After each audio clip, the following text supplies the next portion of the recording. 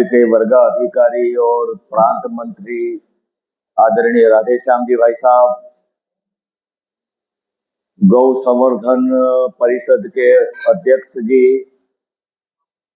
और चौहित पुरोहित आयाम के मंत्री जी, हमारे समरसता प्रमुख प्रांत के, विश्व हिंदू परिषद के विविध पदाधिकारी बंधु और यह परिषद शिक्षा वर्ग में शिक्षार्थी के नाते आए सभी कार्यकर्ता भाइयों और बहनों, सामाजिक समरसता वर्तमान परिप्रेक्ष्य में उसकी आवश्यकता, उसका महत्व और हमारी भूमिका, यह विषय पर मैं अपने विचार आपके सामने रखने का प्रयास करता हूं। आप सबसे मेरा करबद्ध निवेदन है, यह मेरे जो विचार है, यह विचार कोई प्रवचन या भाषण नहीं है। यह विचार हमारे समाज के जीवन के आचरण में आते हैं और उसमें उसका प्रगटीकरण होता है, तो इसका महत्व बढ़ सकता है। जैसे हमने गीत में सुना, निश्चित होगा परिवर्तन। आपके जीवन के व्यवहार में समरसता के विचार यदि आते हैं आचरण में, तो निश्चित परिवर्तन, सामाजिक परिवर्तन ये देश में हो सकता है बंधुओं। इसलिए इसको भाषण या प्रवचन न समझकर अपने जीवन के आचरण में लाने का प्रयास करना और एक सच्चे मन से, समर्पित भाव से ये सनातन की रक्षा के लिए, राष्ट्र की रक्षा के लिए, जैसे हमारे पूर्वजों ने अपना योगदान दिया, जैसे हमारे पूजनीय संतों ने योगदान दिया, महापुरुषों ने योगदान दिया, वर्तमान में आज हमारी जिम्मेदारी है यह सनातन की, यह राष्ट्र की रक्षा करनी। बड़ा सौभाग्य है आप और हमारे सभी के लिए कि भगवान ने आपको और मुझे निमित्त बनाया ये भगवत कार्य के लिए, और ये 10 दिवसीय वर्ग में आप यहाँ पर आने वाले समय में भारत की रक्षा के लिए, सनातन की रक्षा के लिए एक समर्पित कार्यकर्ता कैसा होना चाहिए, इस प्रकार का प्रशिक्षण ले रहे हैं। तो यह यहाँ जो भी विचार आपके सामने व्यक्त किए गए हैं, वो विचारों को आपके जीवन के आचरण में, व्यवहार में लाए, यही निवेदन के साथ मैं अपना समरसता का विचार आपके सामने रखने का प्रयास करता हूं। समरसता के विचार को हमको समझना है तो सबसे पहले हमको समझना पड़ेगा हमारा हिंदू जीवन दर्शन। हिंदू जीवन दर्शन क्या कहता है? सर्वे भवन्तु सुखिनः, सर्वे सन्तु निरामया, सर्वे भद्राणि पश्यन्तु, मां कश्चित् दुख भाग भवे। एक व्यापक विचार है, छोटा विचार नहीं है, संकुचित विचार नहीं है। सर्वे भवन्तु सुखिनः, समष्टि में रहने वाला प्रत्येक जीव, छोटा बड़ा, जड़ चेतन, चर चराचर, अकेला हिंदू नहीं, भारत में रहने वाले लोग नहीं, सारी समष्टि में जो जीव है उस सारे जीवों की कल्याण हिंदू जीवन दर्शन, हिंदू तत्व ज्ञान करता है। एक श्रेष्ठ हिंदू जीवन दर्शन है। आगे हमारे हिंदू जीवन दर्शन में क्या कहा? अहम ब्रह्मास्मि तत्वमसि। हम सब ब्रह्म के अंश हैं, कण कण में भगवान है, हम सब भगवान के अंश है। जब भगवान के अंश है, सभी में भगवान का वास है, तो छोटा बड़ा कहां से आया? ये सब जातियां कहां से आई? इतना व्यापक विचार। आत्मवत् सर्वभूतेषु, सभी जीवों में एक परमात्मा। ये श्रेष्ठ हिंदू जीवन हमारे हिंदू समाज के आचरण में जब जब था, तब तक यह देश विश्व का गुरु नंबर 1 विश्व में था। क्यों हमारा हिंदू जीवन श्रेष्ठ है? क्यों हमारा भारत विश्व में नंबर 1 था, विश्व गुरु था? क्योंकि हम जियो और जीने की नीति में मानते थे। हम पेड़ों की पूजा करते थे, हम नदियों को माता कहते थे, हम पशुओं प्राणियों की पूजा करते थे, हम नारी का सम्मान करते थे। यह श्रेष्ठ जीवन बाकी के कल्चर में नहीं है, एकमात्र हिंदू जीवन दर्शन में है। हमारे पूर्वजों ने तो यहां से आगे और कहा, सारा विश्व एक परिवार है, एक कुटुंब है। देखिए कितनी व्यापक कल्पना, कितना एक व्यापक विचार। हमारे समष्टि में रहने वाला प्रत्येक जीव सुखी रहना चाहिए, जियो और जीने दो, उसको भी जीने का अधिकार है। यह श्रेष्ठ हिंदू जीवन दर्शन हमारे समाज के जीवन में जब जब था, हम विश्व गुरु थे। लेकिन एक समय ऐसा आया बंधुओं कि जैसे व्यक्ति के जीवन में होता है, इसी प्रकार राष्ट्रों के और कल्चरों के, संस्कृतियों के जीवन में भी होता है। अप एंड डाउन होता है, समय का पहिया घूमता है ना, तो कभी ऊपर आता है तो कभी नीचे जाता है। जब हमारा समय का पहिया सर्वश्रेष्ठ था, हिंदू जीवन सर्वश्रेष्ठ, हम विश्व के गुरु थे, सारे विश्व में हिंदू संस्कृति का व्याप था। जब समय का पहिया घूमा और हमारा पतन प्रारंभ हो गया, और पतन ऐसा प्रारंभ हो गया जो हिंदू जीवन दर्शन ऐसा कहता था कि सभी जीवों में परमात्मा का अंश है। वही हिंदू लोग, वही हिंदू समाज, समाज के ही बंधु को आप इस जाति के हो, ये भगवान तो हमारे है, इस भगवान के दर्शन के लिए आप नहीं आ सकते मंदिर में। ये तालाब तो हमारा है, कुआं तो हमारा है, आप यहां से पानी नहीं भर सकते। इस प्रकार का दूर व्यवहार, जानवर से भी बदतर व्यवहार अपने ही हिंदू समाज के बंधुओं के साथ हमारे हिंदू समाज ने किया। ये अधपतन की चरम सीमा पर हमारा समाज आ गया। तो ये कैसी स्थिति निर्माण हो गई, क्या हो गया ऐसा सारा, इसका अध्ययन हमें करना चाहिए। क्यों अध्ययन करना चाहिए? हम विश्व हिंदू परिषद के कार्यकर्ता हैं और हमारा ध्येय है आने वाले समय में समाज के जागरण के द्वारा, समाज के प्रबोधन के द्वारा, हिंदू शक्ति के संगठन के माध्यम से राष्ट्र, समाज और सनातन की रक्षा करने का ध्येय लेकर काम करने वाले हम कार्यकर्ता हैं।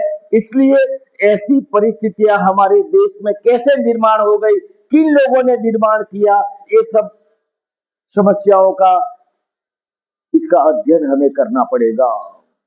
तो बंधुओं, सामाजिक समरसता के विषय को समझने के लिए मैं इतिहास के रेफरेंस से दो बातें पहले बताता हूं आपको।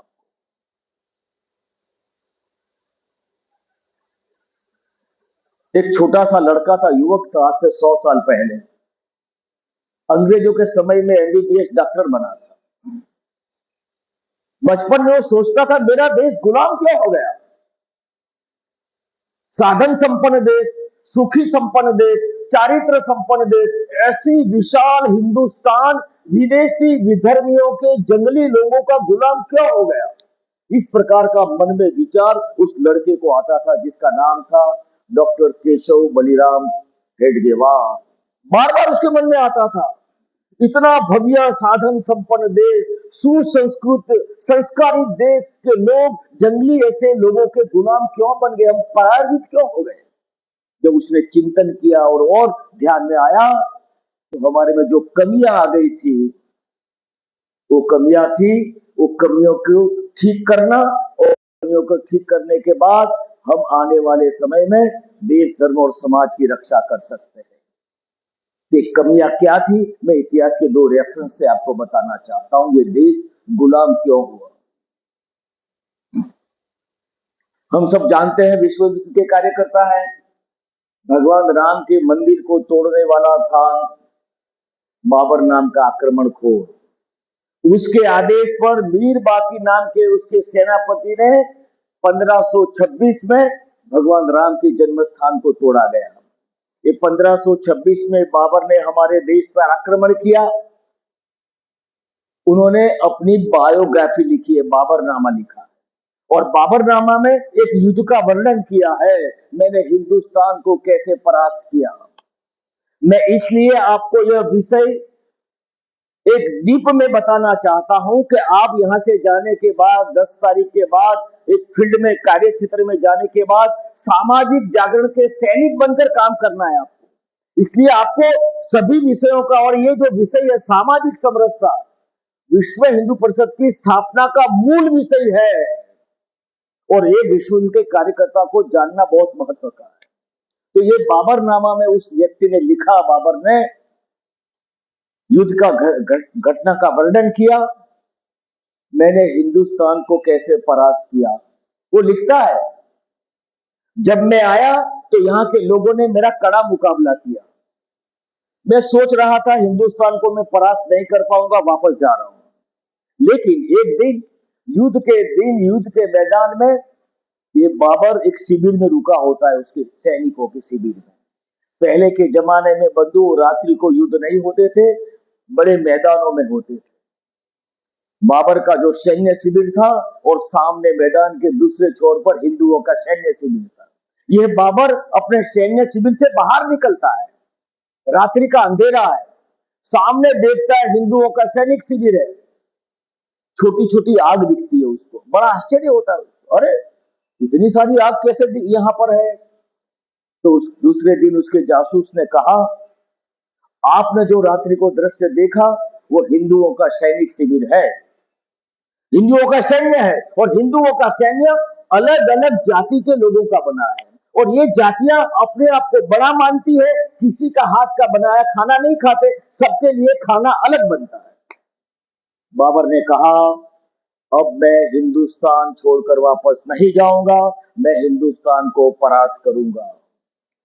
बंधुओं, हमारी कमी देख गया, हम बड़ी मात्रा में थे, लेकिन जाति पाति संप्रदाय मत पंथों में बटे हुए। इस सन 712 में जो मोहम्मद बिन कासिम का आक्रमण हुआ, तब से लेकर अंग्रेजों ने 15 अगस्त 1947 पर हम आजाद हुए, तब तक जितने भी आक्रमण हुए, इस सारे आक्रमणों में हमारी इस कमी का लाभ लिया दुश्मनों ने, और हमें बहुत आसानी से परास्त किया। ये इतिहास का प्रमाण है, बाबरनामा में आप पढ़ सकते हैं। कहते हैं कि प्लासी का जो दूसरा युद्ध हुआ बंगाल में, दूसरे युद्ध में अंग्रेजों को विजय मिल गया। ये अंग्रेज सेनापति ने भी अपनी बायोग्राफी लिखी है, मैंने हिंदुस्तान के राजा को कैसे परास्त किया। पहले हमें हमारी कमियों को देखना है, जिस कमियों को ठीक करने के लिए आज से 100 साल पहले डॉक्टर केशवराव बलिराम हेडगेवार जी ने सोचा था मेरा देश गुलाम क्यों हुआ, और उस कमी को ठीक करने के लिए राष्ट्रीय स्वयंसेवक संघ की स्थापना, आज एक विशाल संगठन खड़ा किया हिंदुओं का। उस कमी को हमको समझना है। तो ये अंग्रेज सेनापति ने अपनी बायोग्राफी लिखी है। वो बोलता है, मेरे पास 450 सैनिक के, ज्यादा सैनिक नहीं है। हिंदुस्तान के राजा के पास बहुत भारी बड़ी सेना है, लेकिन ये अंग्रेज बड़े कपटी थे, क्रूर थे। उन्होंने हमारे राजा के सेनापति को रिश्वत दिया। हमारा राजा युद्ध के दिन युद्ध के मैदान में अंग्रेजों से मिल गया, हमारा सेनापति, राजा का सेनापति।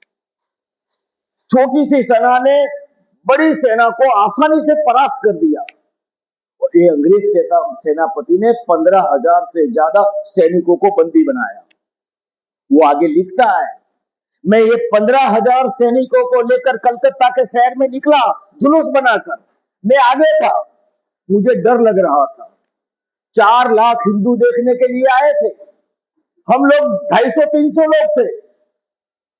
मुझे डर लग रहा था कि एक हिंदू के मन में भाव आ गया, एक फिरंगियों ने, ये अंग्रेजों ने हमारे सैनिकों को पकड़ा है, ऐसा समझकर एक छोटा छोटा पत्थर हमको मारा होता तो 4 लाख पत्थर खाकर हम सब समाप्त हो जाते, लेकिन ऐसा नहीं हुआ। उसने अपनी डायरी में लिखा, बायोग्राफी में, हिंदू समाज में संगठन का अभाव है, हिंदू समाज में देशभक्ति नहीं है। बंधुओं, जाति पाति संगठन का अभाव, देशभक्ति का अभाव, ये कमियों ने हमें गुलाम बनाया। हम 1000 साल तक विधर्मियों के, विदेशियों के गुलाम बने। और उस गुलामी के पीरियड में आप सब जानते हैं हमारे समाज पर किस प्रकार से अत्याचार किए गए। हमारी माँ बहन बेटियों को अरबस्तान के बाजारों में कैसे बेचा गया, हमारे बंधुओं की कैसे हत्या की गई, कैसे बड़ी मात्रा में तलवार की नोक पर धर्मांतरण किया गया। इतिहास के पन्नों पर सारा अत्याचार लिखा हुआ है। ये 1000 के साल के पीरियड में जो हमारे समाज में आक्रमणों में इनका जो आक्रमण था इस्लाम का और अंग्रेजों का, सैनिकी आक्रमण तो था, लेकिन उनके साथ उनका धार्मिक आक्रमण भी था। मुसलमान सेना के साथ उनके मुल्ला मौलवी भी आते थे और समाज में जाकर हमारे हिंदू धर्म के बारे में अनेक प्रकार के भ्रम निर्माण करते। इसी प्रकार ईसाइयों ने, अंग्रेजों ने भी बड़ी मात्रा में ईसाई पादरियों को लगाया, हमारे समाज बंधुओं में भ्रम निर्माण करके बड़ी मात्रा में ईसाई बनाने का काम प्रारंभ हो गया। ये सारी जो समस्या है, दहेज प्रथा, घूंघट प्रथा, रात्रि विवाह, और बचपन में विवाह कर देना, कन्या हत्या, ये सारी समस्याएं, सती प्रथा, जाति भेद, सारी समस्याएं इस्लाम और अंग्रेजों के आक्रमण के बाद हमारे समाज में आई।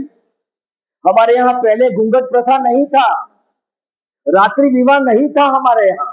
देखिए भगवान राम का स्वयंवर देखा है आपने, सीता माता कभी घूंघट नहीं निकालती है। हमारे यहाँ घूंघट प्रथा नहीं थी। हमारे यहाँ बाल विवाह भी नहीं था। क्यों बाल विवाह प्रारंभ हो गया?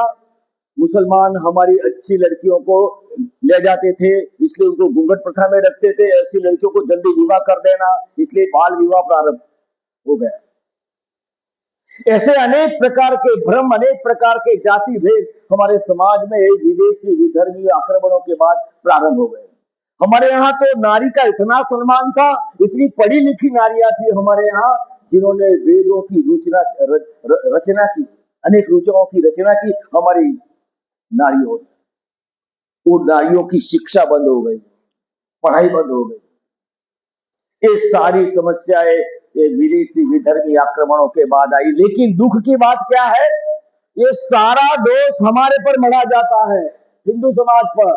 ये सारा हिंदू धर्म में है, हिंदू समाज ने किया। तो ये बंधुओं, हम सामाजिक समरसता के, विश्व हिंदू परिषद के काम करने वाले कार्यकर्ता हैं। हम हिंदू समाज को जोड़ने का काम करते हैं। इसलिए यह विषय को आप अपने मन में ठीक से समझना। ये युद्ध का एक भाग है। युद्ध में हमारे समाज का सही जागरण कैसे करना।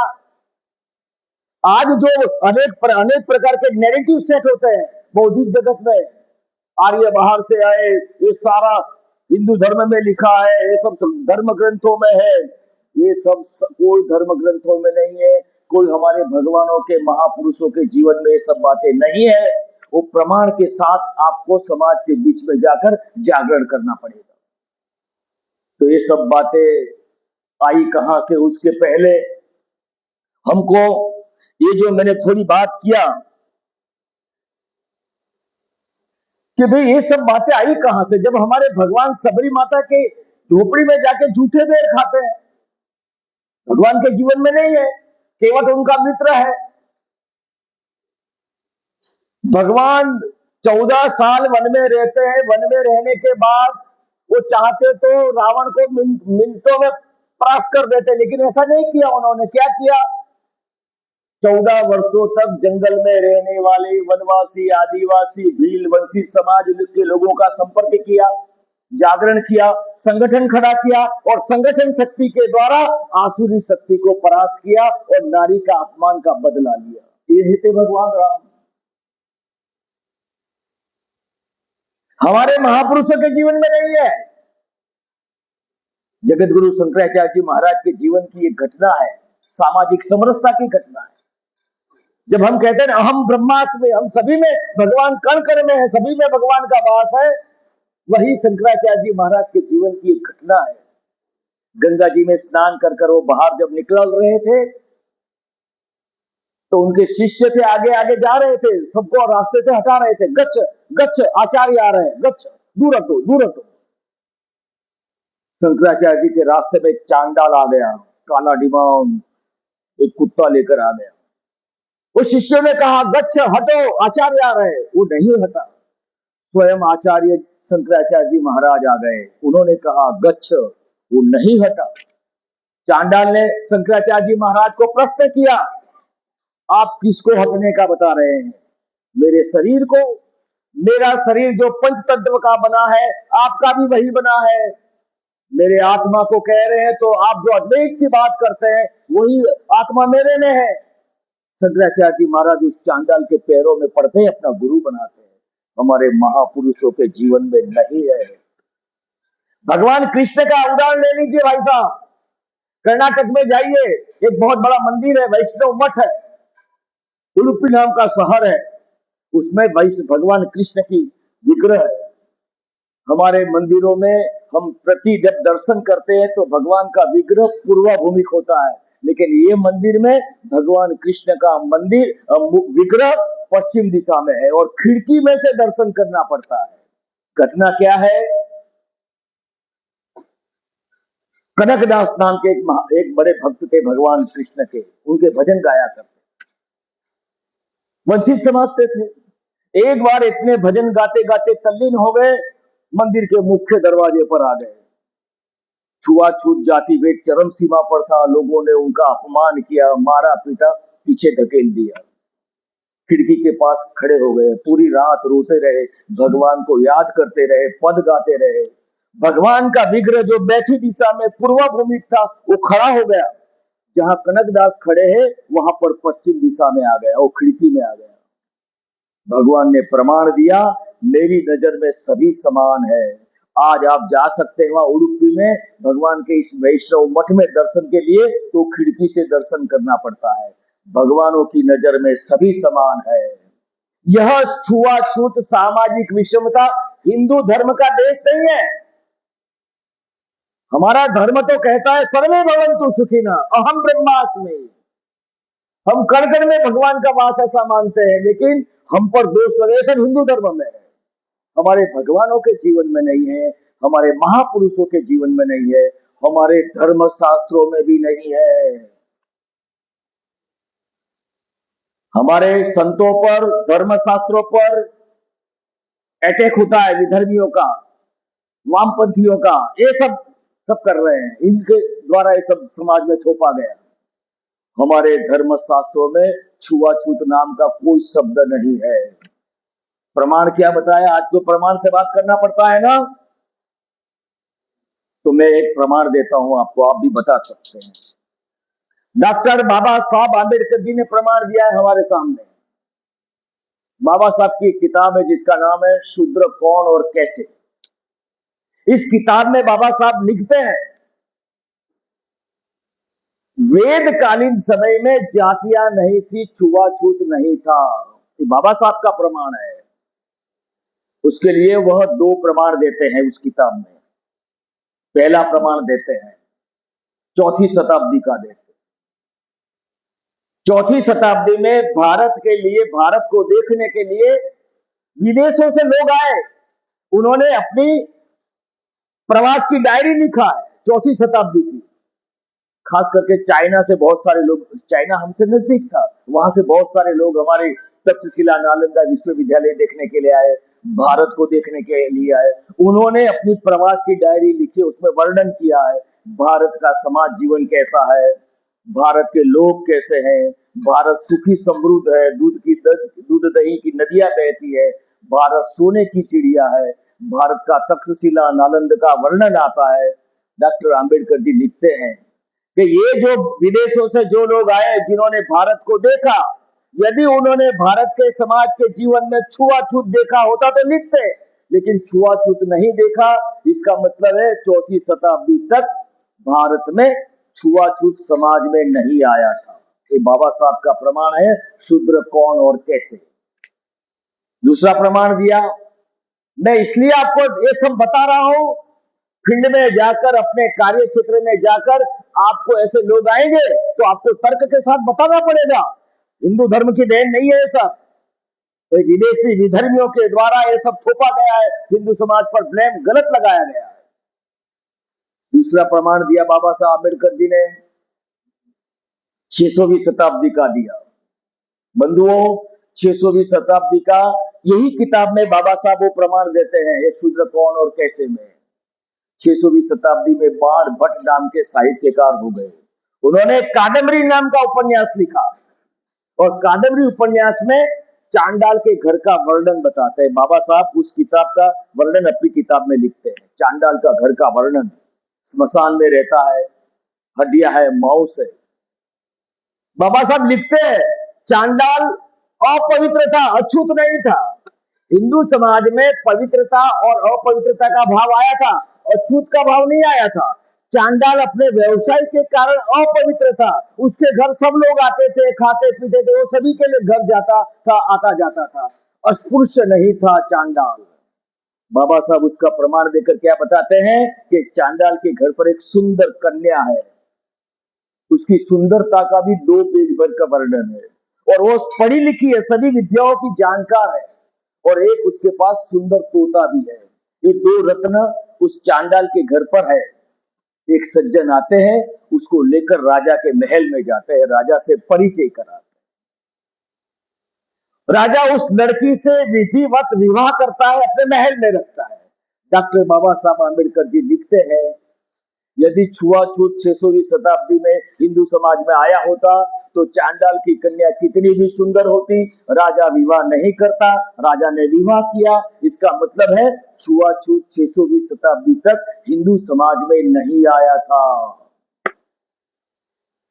ये डॉक्टर बाबा साहब आम्बेडकर जी के प्रमाण है। बहुत पढ़े लिखे थे, विद्वान व्यक्ति थे, उन्होंने प्रमाण दिया है।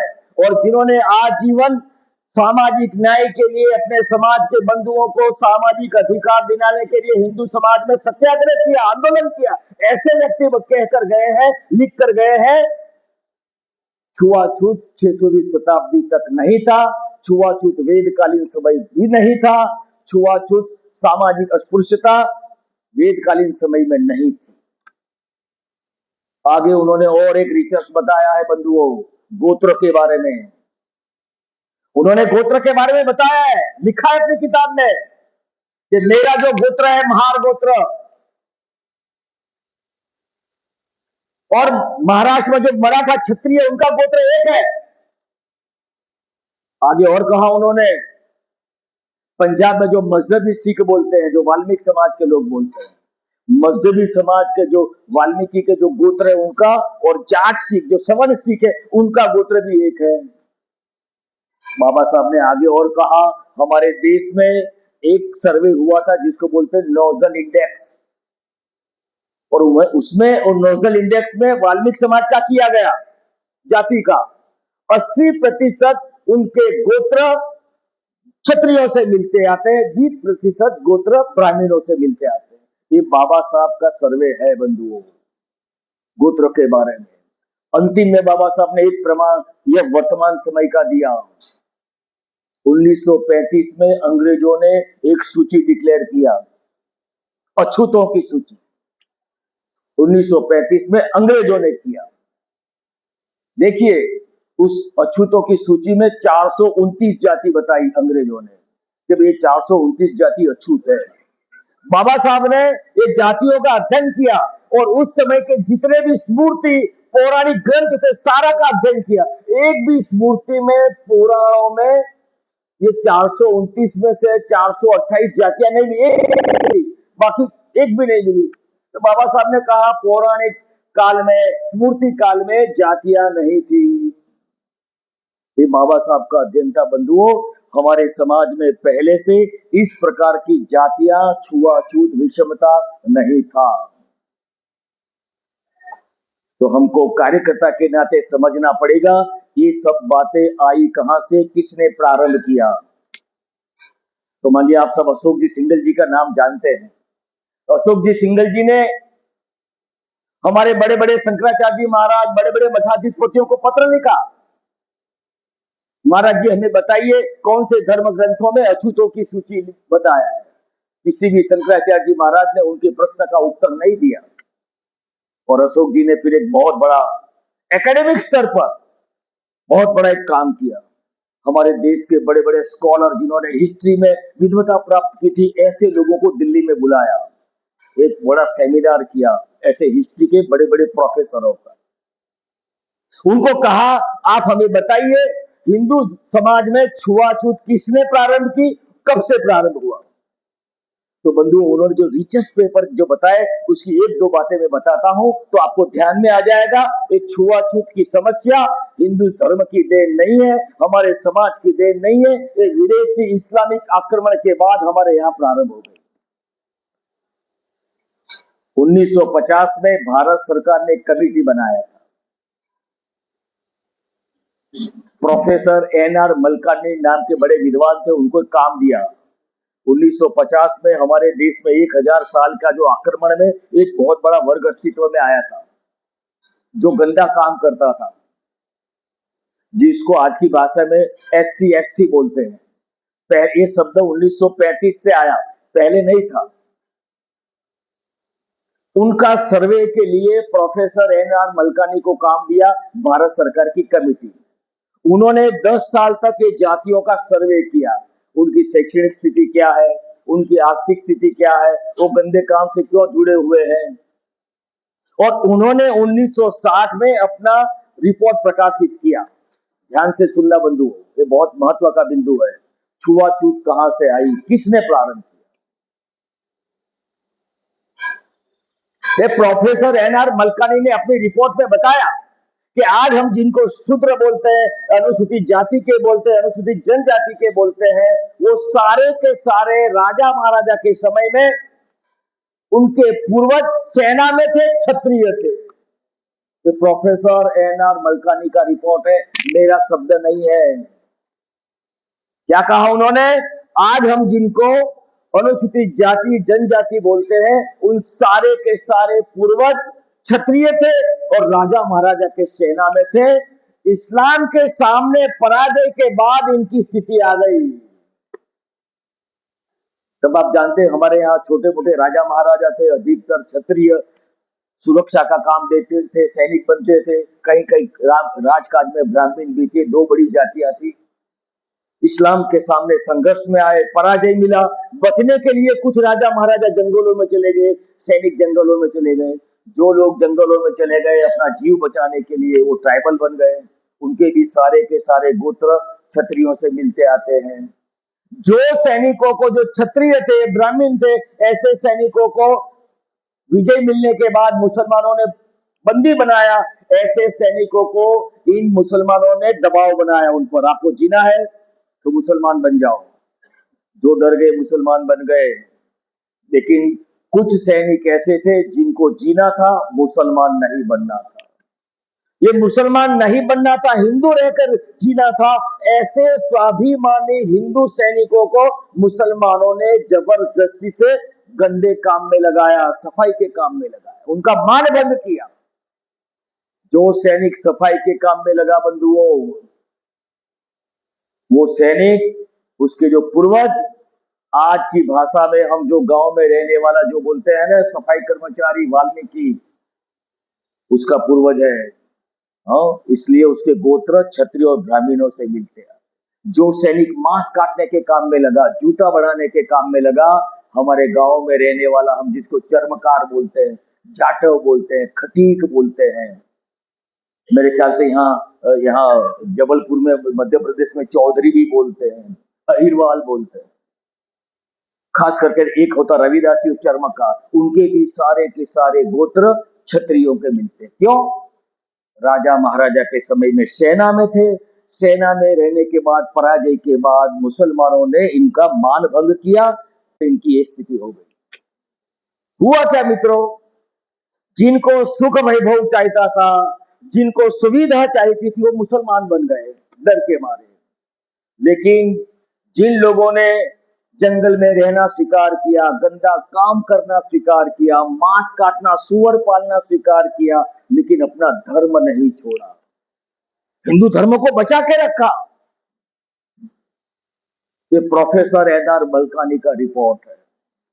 आगे उन्होंने क्या कहा कि ये जो लोगों को हम बोलते हैं कि ये लोग जो अनुसूचित जाति, तो उनकी हिस्ट्री भी बताई, उनका क्या त्याग और समर्पण क्या है उनका। उन्होंने आगे बताया कि राजस्थान में आगरा की जेल में छत्रपति शिवाजी महाराज और उनके बेटे को बंदी बनाया था औरंगजेब ने, षड्यंत्र कर। वहां से जीवित निकलने का कोई रास्ता नहीं था। तो वहां से बचे कैसे? प्रोफेसरों ने बताया, रिसर्च स्कॉलरों ने, कि आगरा की जेल से छुड़ाने वाला छत्रपति शिवाजी महाराज को उस जेल में सफाई करने वाला कालू मदारी नाम का एक सिपर था, वहां सफाई का काम करता था। एक रात्रि को महाराज जी का ड्रेस पहनकर बिस्तर पर सो गया। संभाजी महाराज और छत्रपति शिवाजी महाराज दोनों बचकर निकल गए, सुरक्षित चले गए। दूसरे दिन कालू मेहतर शहीद हो गया। जिन लोगों को हम बोलते हैं ये जाति के, इन लोगों का समर्पण त्याग देखो धर्म की रक्षा के लिए, अपनी जान की बाजी लगा दिया, समर्पित कर दिया अपने आप को धर्म की रक्षा के लिए। न होता सिवा तो सुन्नत होती सबकी, उस सिवा को बचाने वाला आगरा की जेल में कालू मेहतर था। हम देखिए महाराणा प्रताप को देखिए, हमारे राजस्थान में संकट में थे, जंगल में घूम रहे थे, कौन आया हेल्प में? उनके भामाशाह ने धन तो दिया, लेकिन लड़ने के लिए आदिवासी युवाओं को किसने तैयार किया? पूजा भील नाम का ट्राइबल लड़का आया, उनके साथ अनेक लड़कों को प्रशिक्षित किया, महाराणा प्रताप के साथ लगाया, कंधे से कंधा मिलाकर पीढ़ियों दर पीढ़ी महाराणा प्रताप के साथ उन्होंने कंधे से कंधा मिलाकर अकबर के सामने लड़ाई लड़ी, संघर्ष किया। बंधुओं, उनकी आगे की भी स्टोरी अलग है।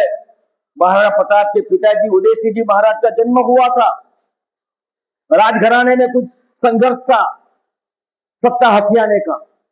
उदय सिंह जी महाराज को मारने का षड्यंत्र था राजमहल में। राजमहल में से बाहर निकालने वाला कौन था बंधुओं? पन्ना धाय नाम की जो महिला थी, उसने अपना बेटा तो बलिदान दे दिया, लेकिन बाहर कैसे निकालना? राजमहल से उदय सिंह जी महाराज को बाहर निकलने वाला कीरत नाम का सफाई कर्मचारी था। उसने ये सिसोदिया वंश के राजपूत को उदयपुर के आजू बाजू सुरक्षित स्थान पर बचा लिया। तो जिसको हम ये बोलते हैं अनुसूचित जाति बोलते हैं, इस जाति, उनका त्याग देखो। ये हमारे स्कॉलरों ने इनकी हिस्ट्री बताई। जब जब भी सनातन पर, राष्ट्र पर आघात हुआ, तो उस आघात में समाज को और राष्ट्र की रक्षा के लिए समाज खड़ा हो गया। अब देखिए, मुसलमानों ने तो इनके साथ इस प्रकार का व्यवहार किया, वो दुश्मन थे। हिंदू समाज ने क्या किया उनके साथ? और ये मुसलमानों से काम करते, उनका सब हो गए, उनसे नाता तोड़ दिया। नाता तोड़ा इतना नहीं किया,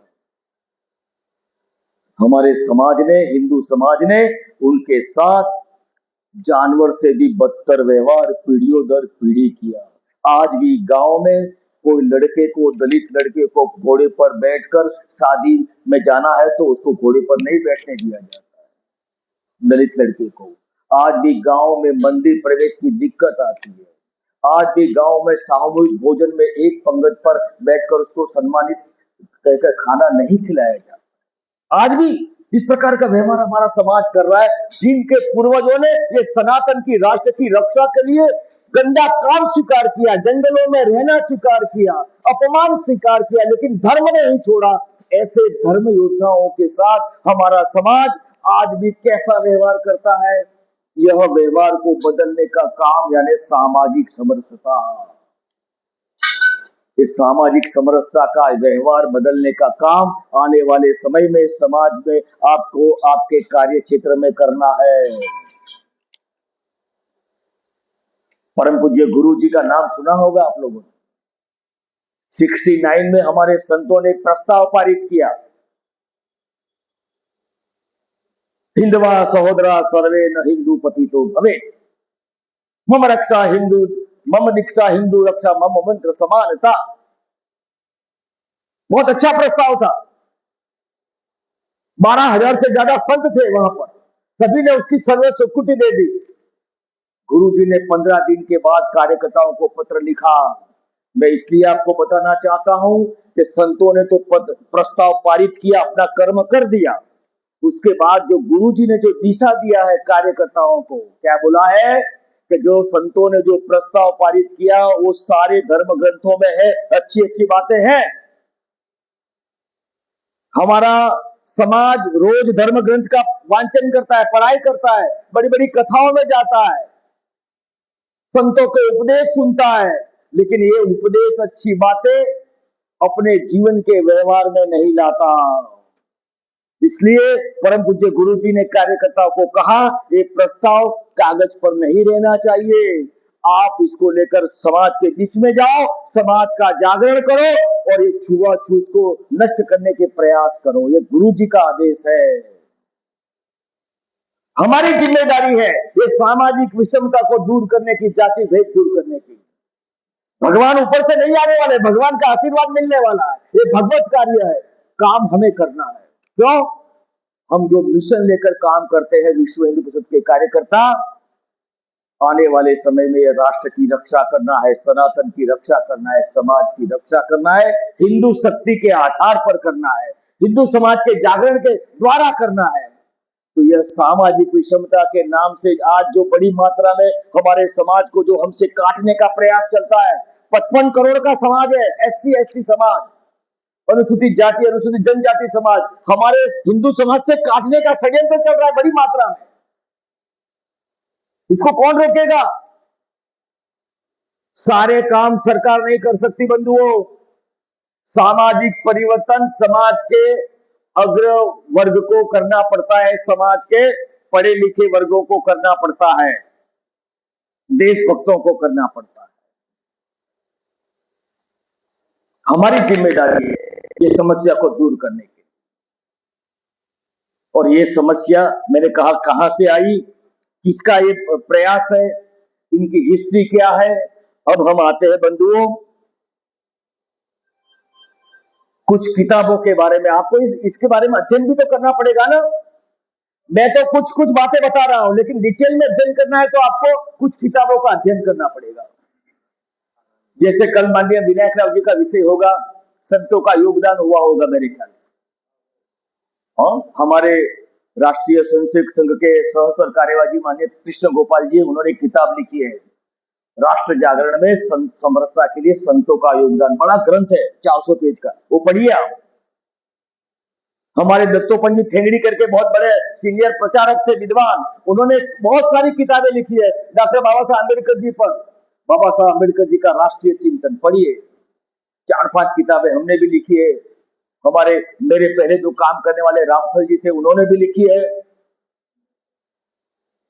छुआछूत गुलामी की देन, ये किताब उनकी बहुत फेमस है। धर्म योद्धा, मैंने भी 4-5 किताबें लिखी है। आप ये ग्रंथों का अध्ययन कीजिए, आपको पूरी दिशा मिल जाएगी।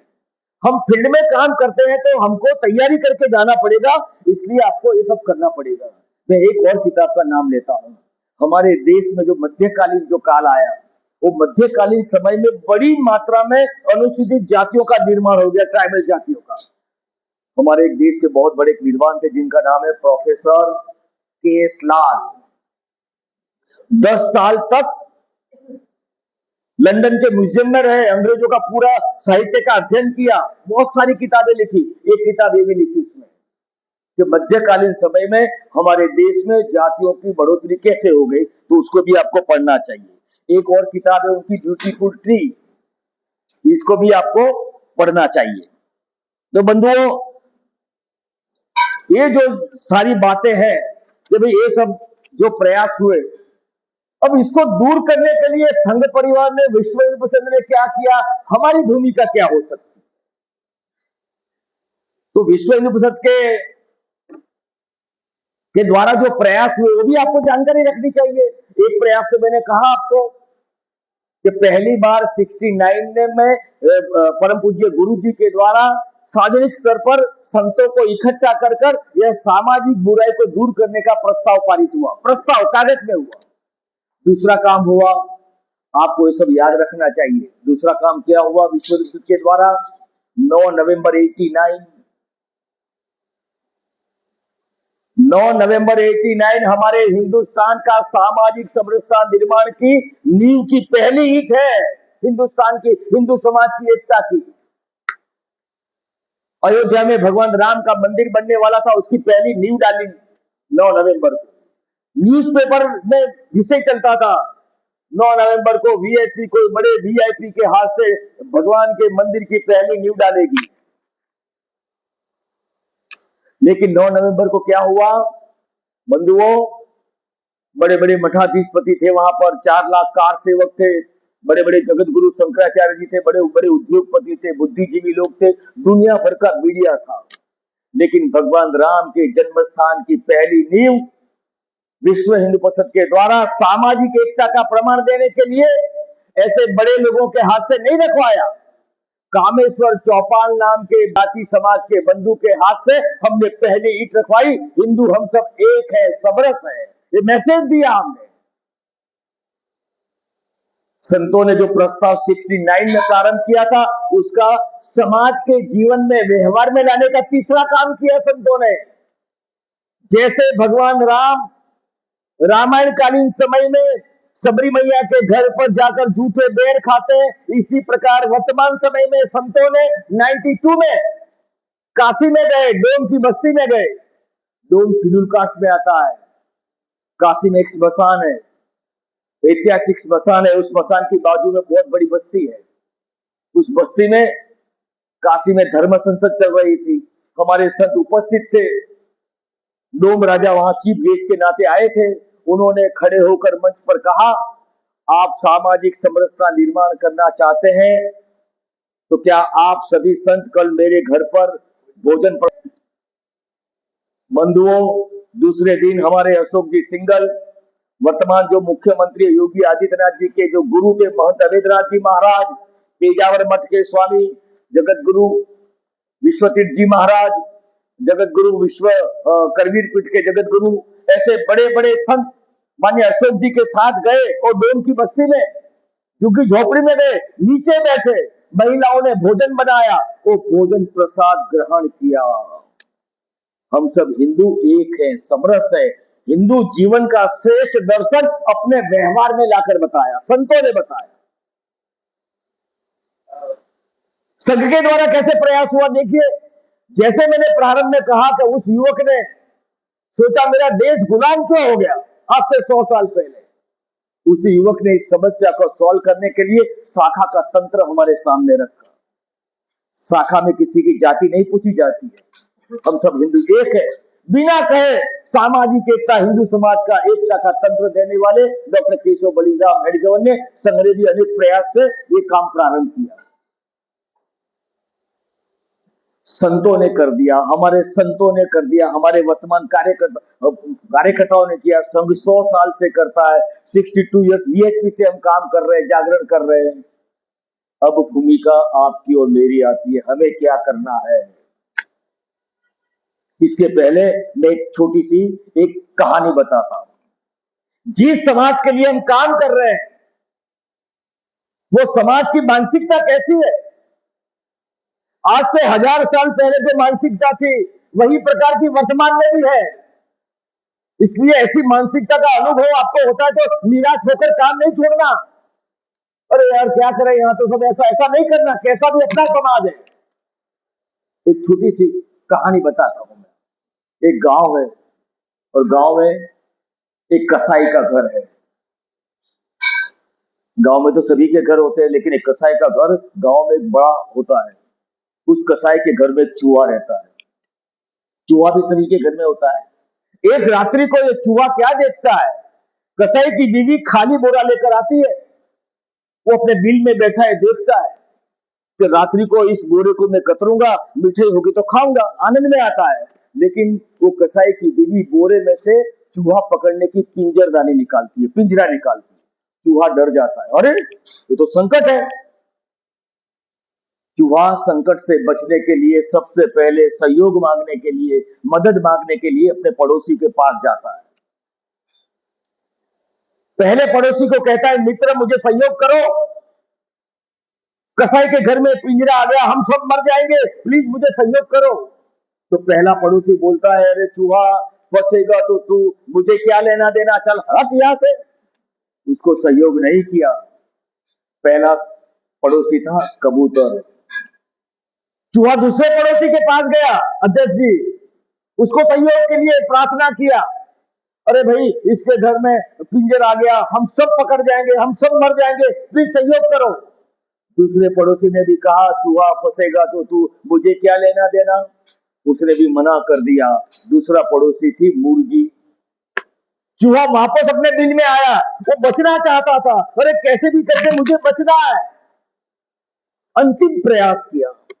जैसे हमारे समाज में अलग अलग स्तर के अलग अलग प्रभाव के लोग होते हैं ना, ऐसे ये पड़ोसी का तीसरा पड़ोसी भी एक सक्षम पड़ोसी था। लोग उससे डरते थे, बड़ा शक्तिशाली था। बड़ी उम्मीद लेकर ये चूहा गया उसके पास, बात किया, अरे भैया मुझे सहयोग करो, इसके घर में पिंजरा आ गया, हम सब मर जाएंगे, फंस जाएंगे। लेकिन एक तीसरा पड़ोसी शक्तिशाली, अपने शक्ति के अभिमान में चूर था, अभिमानी था। उसने चूहे की बात सुनी ना सुनी करके धक्का मार के निकाल दिया। अरे चूहा, फंसेगा तो तू, मुझे क्या लेना देना। चूहा उसी रात्रि को गांव छोड़कर चला गया। रात का अंधेरा है, गांव है, कसाई के घर में पिंजर पड़ा है, कसाई की बीवी सो रही है। कसाई की बीवी जो सो रही है वो पिंजर में आवाज आती है। कसाई की बीवी को लगा चूहा फंस गया, तो गई उठाने के लिए पिंजर को, लेकिन पिंजर में सांप होता है, वो सांप कसाई की बीवी को डंक मारता है। सारे घर में शोर होता है, बचाओ बचाओ। सारा परिवार जाग जाता है, अरे सांप ने काटा। पड़ोसी भी आ जाते हैं। तो पड़ोसी में एक वेद काका भी होते, वेदराज भी होते हैं। वो भी आते, देखते हैं, अरे सुबह होते होते तो आपकी पत्नी मर जाएगी, जहर हो जाएगा पूरे शरीर में, एक दवाई है, अरे जल्दी बताओ क्या दवाई है। अरे इसको सुबह तक जीना जिंदा रखना है तो काम करो, तो क्या, इसको गरम गरम कबूतर का सूप पिलाओ। तो ये कसाई की 4-5 शादियां हुई थी, बहुत सारे बच्चे थे, अपने बच्चों को इकट्ठा किया, अरे जाओ बगल में बहुत सारे कबूतरे पकड़ के लाओ, उसको हलाल करो, पानी उबालो, उसमें सूप बनाओ। कबूतर समाप्त हो गए। दूसरा दिन हो गया, सुबह हो गई, सारे गांव में खबर फैल गई, रिश्तेदारों में खबर फैल गई, कसाई की बीवी को सांप काटा, सांप काटा। सब लोग खबर देखने के लिए आने लगे। बाहर गांव से लोग आते तो खाना खिला के भेजना पड़ता है ना, तो बाहर गांव से रिश्तेदार आए तो खाना क्या खिलाना। तो एक दिन क्या किया कसाई ने, अपने बच्चों को कहा वो मुर्गी को पकड़ लाओ, मुर्गी को भी खत्म कर दिया। 2 पड़ोसी खत्म हो गए। 10 दिन की ट्रीटमेंट के बाद कसाई की बीवी ठीक हो गई, घर में आनंद हो गया। सारे गांव में उसने दावत दे दिया, सारे गांव को खाने के लिए बुलाया, और खाने में क्या बनाया उसने, बिरयानी बनाया। और बिरयानी में वो शक्तिशाली जो पड़ोसी था ना बकरा, उसको भी काट दिया। 3 पड़ोसी जिन्होंने ऐसा कहा था, चूहा फंसेगा तो तू, हमें क्या लेना देना, हम तुझे सहयोग नहीं करेंगे।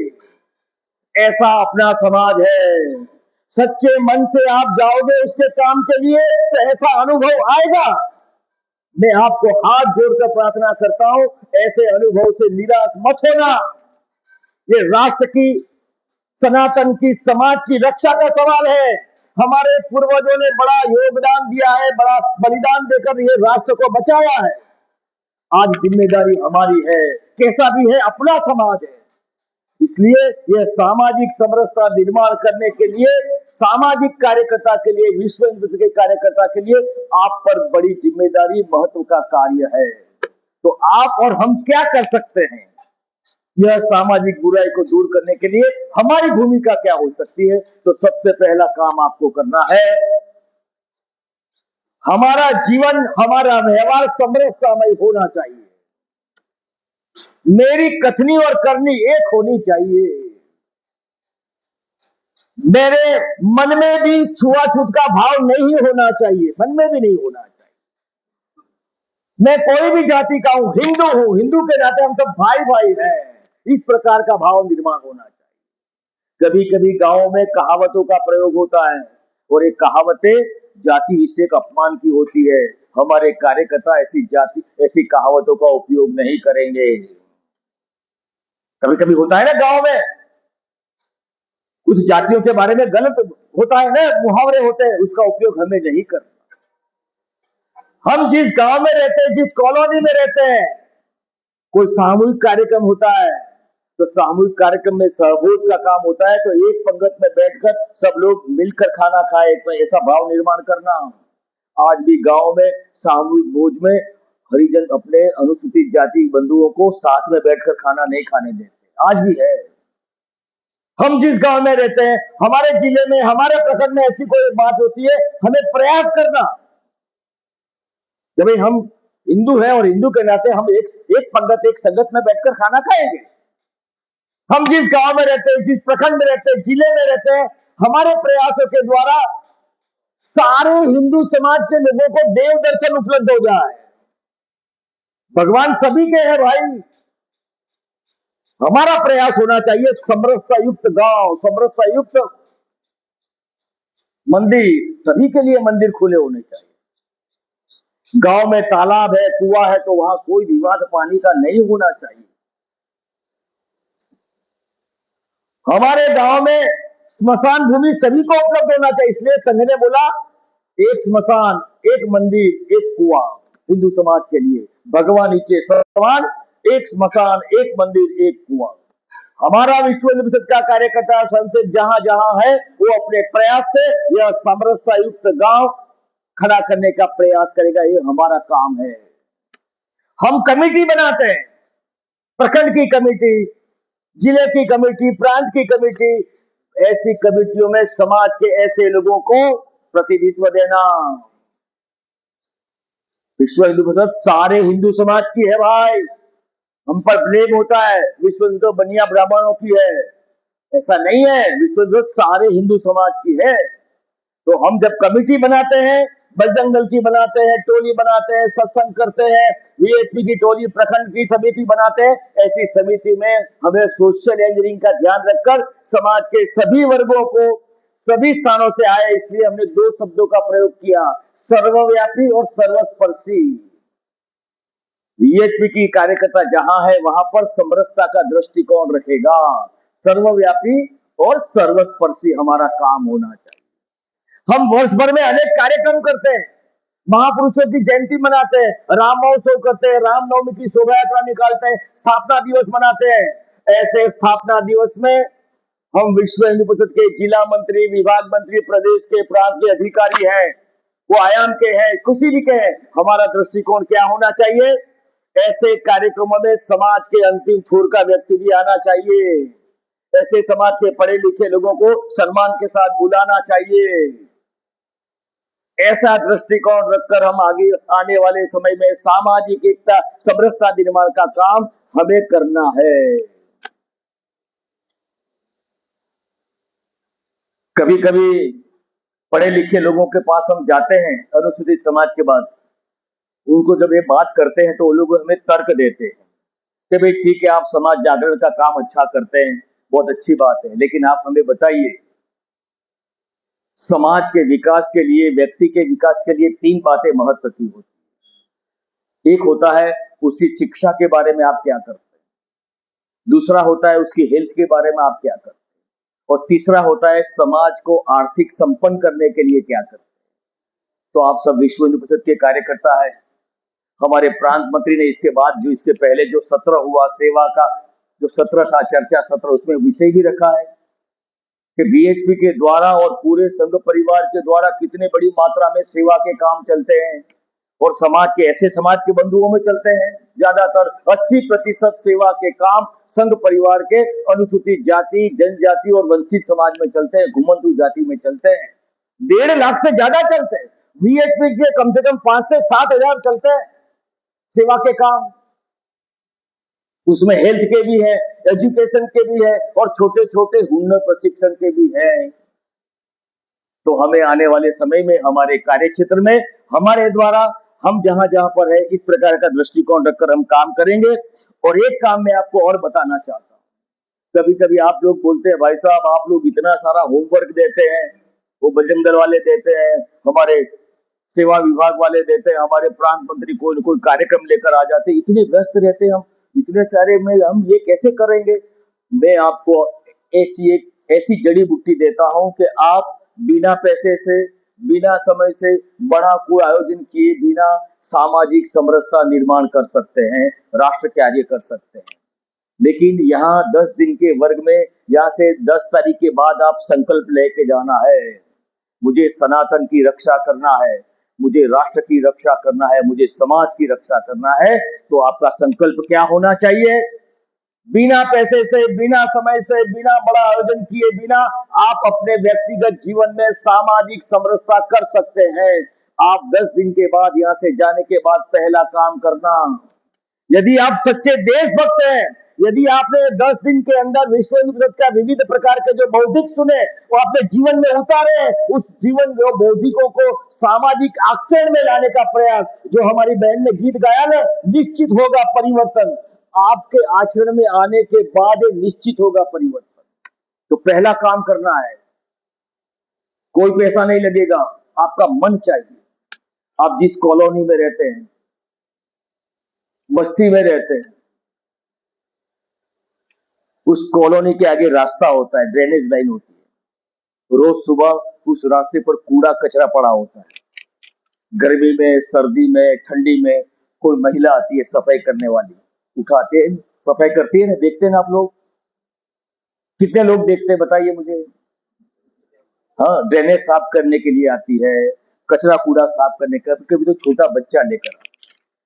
आप मुझे भगवान का डर रखकर बताइए, आप हिंदू समाज का संगठन करने वाले कार्यकर्ता है, हमारे अध्यक्ष जी, हमारे प्रांत मंत्री, मैं 25-30 साल से जानता हूं इनको, हम कम से कम 5-10 साल से काम करते होंगे हिंदू समाज का, एकता का, संगठन का।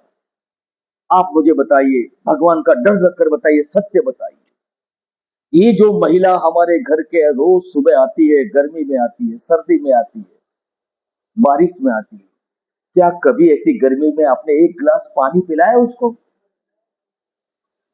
कितने लोगों ने पिलाया? सच्चा बोलना, बाकी मत उठाना, पाप लगेगा गलत बोलोगे तो।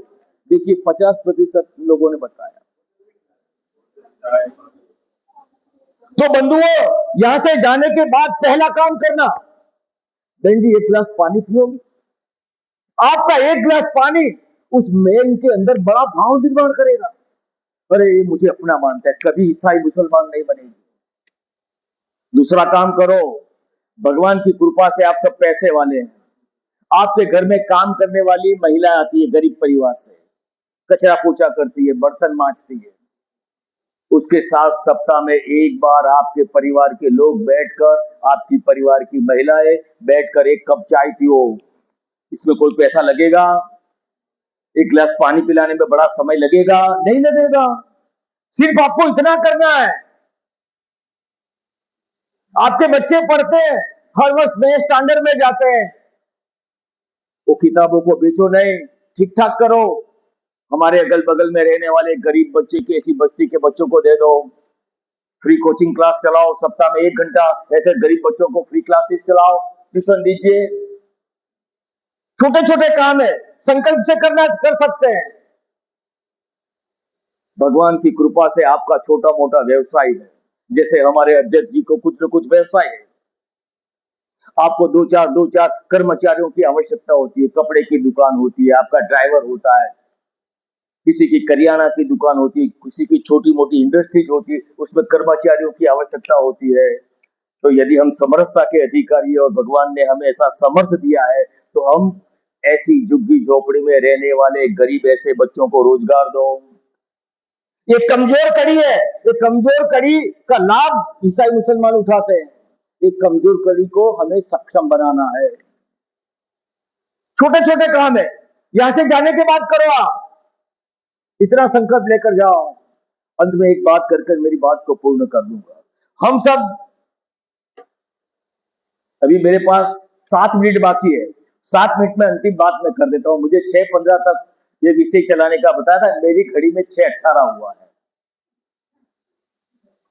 1 घंटा मुझे बताया हमारे प्रांत मंत्री जी, 6:15 को हमने स्टार्ट किया। अंतिम में एक छोटी सी बात करता हूं, वो भी एक कहानी के माध्यम से मैं आपको समझाना चाहूं।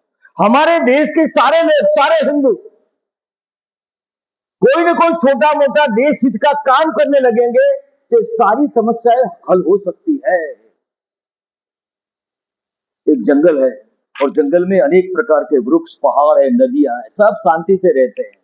जंगल में वो जंगल का राजा शेर रहता है, शक्तिशाली हाथी रहता है, चीता रहता है, सब रहते हैं, सब पशु पंखी रहते हैं, उनको किसी भी प्रकार की चिंता नहीं। जैसे हमारा राजस्थान प्रदेश है, हमारा हिंदुस्तान देश है, हम पीढ़ियों से यहाँ रहते हैं, हमारे लोगों को कोई चिंता नहीं, हमको यहाँ से कौन निकालेगा, हम शांति से रहते हैं। एक जंगल में रहने वाले पशु पंखी, शेर, चीता, हाथी सब रहते हैं, एक दिन बंधुओं, ये जंगल पर संकट आ जाता है। जंगल के चारों ओर आग लगती है। अपने जीव और परिवार को बचाने के लिए जंगल में रहने वाले पशु पक्षी सब भागने लगते हैं। जिस जंगल में उनका जन्म हुआ, जिस जंगल का खेतों का अन्न खाया, नदियों का जल पिया, वृक्षों का फल खाया, ऐसे प्यारे देश पर, प्यारे जंगल पर संकट आया। और संकट के समय में जंगल को, देश को बचाने के स्थान पर इस जंगल में रहने वाले सारे लोग, पशु पंछी भागने लगे। एक छोटी सी चिड़िया थी, आम के पेड़ पर बैठी थी। देखती है जंगल का राजा भाग रहा है, देखती है शक्तिशाली हाथी भाग रहा है, सब भाग रहे हैं। सोचती है, अरे मेरा भी जन्म यहाँ हुआ, मेरे बाप दादाओं का जन्म यहाँ हुआ, इन सब का जन्म यहाँ हुआ, इन सब ने, हम सब ने यहाँ के खेतों का अन्न खाया, इन नदियों का जल पिया। आज हमारी जिम्मेदारी है, हमारे जंगल पर, हमारे देश पर संकट है, हमारे धर्म पर संकट है। संकट के समय में ये सब लोग भाग रहे। मैं छोटी हूं, मैं भागने वाली नहीं हूं। मैं ये संकट के समय में मेरे सनातन को, मेरे देश को, मेरे जंगल को बचाने का काम करूंगी। मैं छोटी हूं तो क्या है, मैं प्रखंड का कार्य करता हूं, मैं जिले का कार्य करता हूं तो क्या हो गया। मैं, मेरे राष्ट्र पर संकट है, मेरे सनातन पर संकट है, मैं घर में नहीं बैठूंगा, मैं कुछ न कुछ काम करूंगा। ऐसा संकल्प लेकर वो छोटी सी चिड़िया बाजू के तालाब में गई। छोटी सी चोंच में 2 बूंद पानी के लिए आग में डाला, 1 बार 2 बार प्रयास प्रारंभ किया। प्रयास छोटा है, लेकिन प्रयास के पीछे भाव क्या है। मेरे देश पर संकट है, मेरे सनातन पर संकट है, मेरे समाज पर संकट है। संकट के समय में दायित्व लेकर मैं घर में नहीं बैठा रहूंगा, मैं प्रवास करूंगा, मैं कुछ न कुछ काम करूंगा। ये छोटे से प्रयास के पीछे भाव ये है। चिड़िया का प्रयास दिखने में छोटा है, लेकिन उसके पीछे का भाव देखो। और जब चिड़िया ने प्रयास प्रारंभ किया बंधुओं, आप भी जब सच्चे मन से प्रयास प्रारंभ करोगे ना, तो आपको भी टोकने वाले लोग मिल जाएंगे। चिड़िया को टोकने वाला एक पक्षियों का राजा गरुड़ आकाश में भाग रहा होता, नीचे आता है, चिड़िया को डांट लगाता है, अरे चिड़िया, तेरे प्रयास से जंगल की आग बुझने वाली नहीं है, चल भाग यहां से। आपको भी आपके प्रखंड में, खंड में, जिले में लोग बोलेंगे, अरे बहुत सक्रिय है, बहुत काम करता है, क्या नेता बनना है, चुनाव लड़ना है। इस प्रकार के ताने मारेंगे, उपहास करेंगे। चिड़िया को डांटी लगाई। चिड़िया ने दृढ़ता के साथ कहा, क्या कहा, अरे गरुड़, मेरा जन्म यहाँ हुआ, मेरे बाप दादा का जन्म यहाँ हुआ, ये जंगल के खेतों का अन्न मैंने खाया, ये वृक्षों का फल हमने खाया, नदियों का जल मैंने कहा। आज मेरे जंगल पर, देश पर संकट है। संकट के समय में मैं घर में नहीं बैठूंगी, मैं उसे बचाने का प्रयास करती हूँ। गरुड़, चिड़िया की दृढ़ता के आगे गरुड़ झुक गया। आप भी दृढ़ता के साथ अपने विरोधियों से डटे रहोगे तो आपके विरोधी भी शांत हो जाएंगे। चिड़िया चिड़िया ने जब दृढ़ता के साथ बताया तो गरुड़ ने कहा, अरे चिड़िया, मैं तुझे सहयोग करता हूं। गरुड़ लग गया, गरुड़ का सारा पक्षी का समाज आ गया, सारे लोग लग गए। उनको देखा तो जंगल में रहने वाले हाथी, शेर, चीता सब आ गए। सबके सामूहिक प्रयास से जंगल की आग बुझ गई। सारे देश के लोग लव जिहाद, गौ हत्या, ये सामाजिक विषमता, ये सारी समस्याओं को दूर करने के लिए देश के सारे लोग लग जाते हैं, ये समस्या सॉल्व हो सकती है। जंगल के सारे पशु पंखियों के पुरुषार्थ से जंगल की आग बुझ गई। भी तो ऐसी छोटी सी सभा बुलाई हाथियों ने जंगल में, स्टेज बनाया, स्टेज पर उस शेर को बुलाया, शेर आगे आ जाओ, हम आपका सम्मान करना चाहते हैं। कभी कभी आपको भी महसूस होता है ना, काम कौन करता है, मंच पर कौन बैठता है और सम्मान किसका होता है ना, ऐसा संदर्भ में होता है। हुआ यहाँ पर जंगल में हाथियों ने सभा बुलाई और हाथी ने कहा, जंगल के राजा, स्टेज पर आ जाओ, हम आपका सम्मान करना चाहते हैं, आपकी वजह से जंगल की आग बुझ गई। शेर आया मंच पर और शेर ने कहा, मेरा सम्मान मत करो। ये शेर अच्छा होगा, नहीं तो आजकल तो बिना काम करे लोग सम्मान ले लेते हैं। शेर ने कहा, मेरा सम्मान मत करो। क्यों? अरे मैं, मेरी जाति में, मेरे व्यवसाय में, मेरी जाति व्यस्तता, मुझे कुछ मालूम नहीं था देश के प्रति मेरा क्या कर्तव्य है। मैं तो ये गरुड़ को देखा इसलिए काम में लग गया। अब गरुड़ का सम्मान करो। दोस्तों, गरुड़ को बुलाया।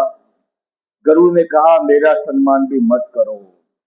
मैं भी अपनी जाति बिरादरी, अपने व्यवसाय में अंध हो गया था, पैसे कमाने में, अपनी जाति बिरादरी में, अपने अहम में अंध था। मुझे मेरे देश के प्रति मेरा क्या कर्तव्य है उसका बोध नहीं था। उसका बोध कराने वाली वो कोने में बैठी ना चिड़िया, वो चिड़िया का सम्मान करो।